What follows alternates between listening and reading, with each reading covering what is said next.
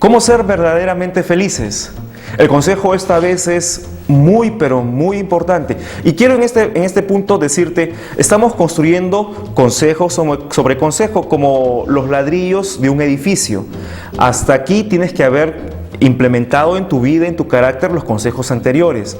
Pero déjame decirte que este también, como los anteriores, es muy importante, pero este es uno quizás de los más difíciles. El consejo es: sé íntegro.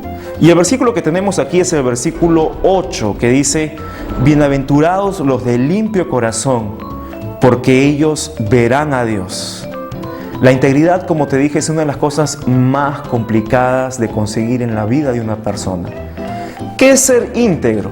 Te lo defino así: es ser de una sola pieza, es no tener dos caras, es vivir sin practicar dos morales.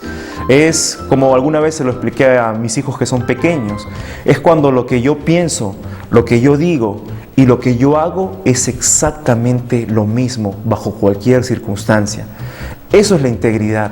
Y mira, la integridad te da algunos beneficios, ¿ya? Porque muchos de nosotros entendemos lo que es la integridad, está de más explicarlo, pero no nos damos cuenta qué es lo que la integridad trae a nuestras vidas. Y déjame decirte algunas cositas nomás. En primer lugar, la integridad te da un buen nombre. La Biblia dice en el libro de Proverbios 22:1: de más estima es el buen nombre que las muchas riquezas, y la buena fama más que la plata y el oro. Eran los tiempos de la prohibición en los Estados Unidos. Estamos hablando entre los años 20 y 30.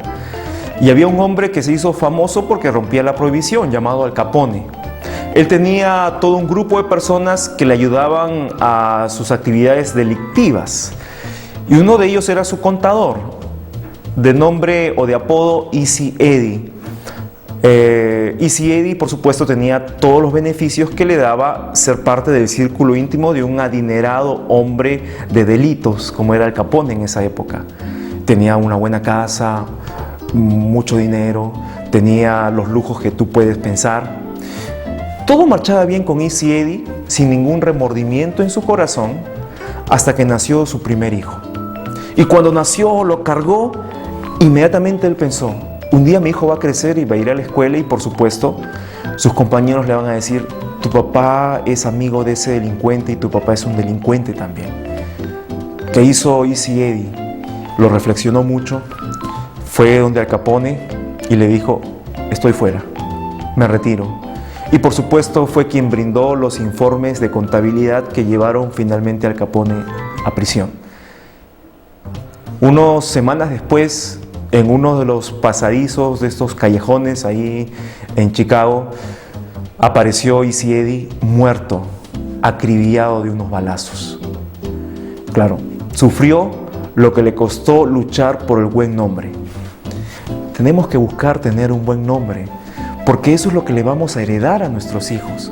Déjame contarte otra historia. En 1945, en uno de los bombardeos que estaba realizando Estados Unidos a Japón en la Segunda Guerra Mundial, un grupo de pilotos muy audaces y valientes salieron de un portaaviones americano en el Pacífico con dirección hacia Japón. Por supuesto, yo considero que las guerras todas son tontas y son producto de acciones negativas y decisiones negativas. Pero al margen de esto, este grupo de pilotos salió a atacar Japón. En el camino, uno de los pilotos se dio cuenta, mirando sus instrumentos, de que le quedaba poco combustible y no iba a poder completar la misión. Pide orden al jefe de este grupo de aviones, le dice: permiso por favor para regresarme a cargar combustible. Por supuesto, el malestar del jefe, él recibe el permiso y regresa. Al regresar a su portaaviones, descubre que unos aviones japoneses estaban a punto de atacar el portaaviones para hundirlo. Y este piloto solo se batió contra 5 aviones japoneses, ocasionando 2 bajas de ellos y 3 tuvieron que huir. Este hombre solo, muy valiente, aterrizó después y por supuesto el informe que se dio al comando en su base en los Estados Unidos fue de héroe, y a él se le denominó un héroe nacional, a tal punto que un aeropuerto en Chicago lleva su nombre. Él se llamó Butch O'Hare, y este aeropuerto en Chicago, tú lo sabes, se llama Butch O'Hare. ¿Qué de común hay en estas dos historias? Que Bach O'Hare fue el hijo de Easy-Eddie. ¿Te das cuenta cómo el buen nombre que le costó la vida al padre llegó a calar profundo en el deseo de convertirse en héroe de su hijo? Su padre finalmente, después de una vida muy difícil, de espaldas a la ley, dio la vida por darle un buen nombre a su hijo. Y vaya que su hijo tuvo un buen nombre. Hasta hoy todos lo recuerdan como un héroe. De más estima es el buen nombre. La integridad te da buen nombre. Otra cosa que te da la integridad es una poderosa influencia. Cuando Moisés murió, el gran líder de Israel, un jovencito que era su discípulo llamado Josué tuvo que sucederle en sus labores de líder. Por supuesto, cuando Moisés estuvo vivo, él mandó en una incursión militar a 12 espías a que investiguen la zona que ellos deberían conquistar llamada Tierra Prometida. 10 de estos 12 espías trajeron un reporte terrible, ¿no? Es una tierra muy difícil, hay gigantes, son soldados, nos van a vencer, nunca vamos a poder. Pero 2 de estos hombres, entre ellos Josué, dijeron, sí podemos, vamos a vencer, y le dijeron al pueblo, vamos, nosotros podemos. Arengaron al pueblo, ¿y sabes cuántos del pueblo le hicieron caso a Josué? Ninguno le hizo caso. Años después, cuando Moisés muere, y este relato lo encuentras en el libro de Josué capítulo 1, Josué se dirige al pueblo y les dice su plan de gobierno para el pueblo. Antes nadie le había hecho caso, pero esta vez la situación fue diferente. Dice así: entonces respondieron a Josué diciendo, nosotros haremos todas las cosas que nos has mandado e iremos a donde quiera que nos mandes. De la manera que obedecimos a Moisés en todas las cosas, así te obedeceremos a ti. Pero hay una condición, dice, solamente que Jehová tu Dios esté contigo como estuvo con Moisés. Es decir, que vivas la misma clase de vida que vivió Moisés. Y el siguiente versículo, el versículo 18, dice, cualquiera que fuese rebelde a tu mandamiento y no obedeciera tus palabras en todas las cosas que le mandes, que muera. Solamente, otra vez la condición, que te esfuerces y seas valiente. Cuando tú tienes una vida de integridad y los demás la ven, la gente huele la integridad, la gente siente la integridad. La Biblia dice que cuando eso sucede, tú obtienes una poderosa influencia. La gente sigue al que es íntegro.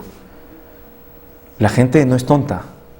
La gente necesita un líder, pero esa persona tiene que ser íntegra. Otro beneficio que obtienes de la integridad es una autoridad irrefutable. Y te pongo de ejemplo otro hombre de la Biblia, Samuel, profeta, anciano ya. Había dirigido a Israel por un promedio de 80 años al frente del pueblo de Israel, un pueblo muy difícil. Y en cierto punto este pueblo le pide un rey. Y para despedirse de su autoridad efectiva frente al pueblo y trasladar al rey, Samuel da un discurso donde dice lo siguiente. Él dice, aquí estoy, atestiguad, es decir, declárenme en mi cara contra mí, delante de Dios y delante del rey, si alguna vez he tomado el buey de alguno, si he tomado el asno de alguno, si he calumniado a alguien, si le he complicado la vida a alguno, o si de alguien he tomado un cohecho, es decir, un soborno, para cegar mis ojos con él, y yo lo voy a devolver. Y el pueblo dijo, nunca nos has calumniado, ni agraviado, ni robado, ni nada. Qué lindo, mira, la integridad te da una autoridad irrefutable. Nadie podía decirle a Samuel, tú hiciste esto, tuviste esta falla, porque nunca la tuvo. ¿Te das cuenta qué importante es la autoridad cuando queremos criar a nuestros hijos? Qué difícil es decirle a nuestros hijos, adolescentes y jóvenes ya, no hagas esto, por favor, abandona esto, no vayas a estos lugares, cuando tú has transitado por ese lugar y tus hijos te han visto, o tus hijos te ven todavía haciendo lo mismo. Si tú quieres ser feliz, tienes que ser íntegro y eso te va a dar autoridad. Y el último beneficio de la integridad es la intimidad con Dios. Como te dije en la introducción de este curso, la felicidad toca la presencia de Dios. Y si toca la presencia de Dios, la integridad es un requisito indispensable para presentarte, para pararte frente a Dios. Dice Salmos 24, versículo 3. Dice, ¿quién subirá al monte de Dios? ¿Quién estará en su lugar santo? El limpio de manos y puro de corazón, el que no ha elevado su alma a cosas vanas, ni jurado con engaño. Si tú quieres poder pararte frente a Dios cada día, porque dime, tú y yo estamos de acuerdo en esto, es la cosa más importante del mundo, poder pararte frente a Dios. Tú necesitas integridad, necesitas un buen nombre, necesitas autoridad, necesitas liderazgo. ¿Quieres pararte delante de Dios y obtener de Él la felicidad que tú y yo necesitamos vivir a diario? Tú necesitas integridad. ¿Quieres ser verdaderamente feliz? Sé íntegro.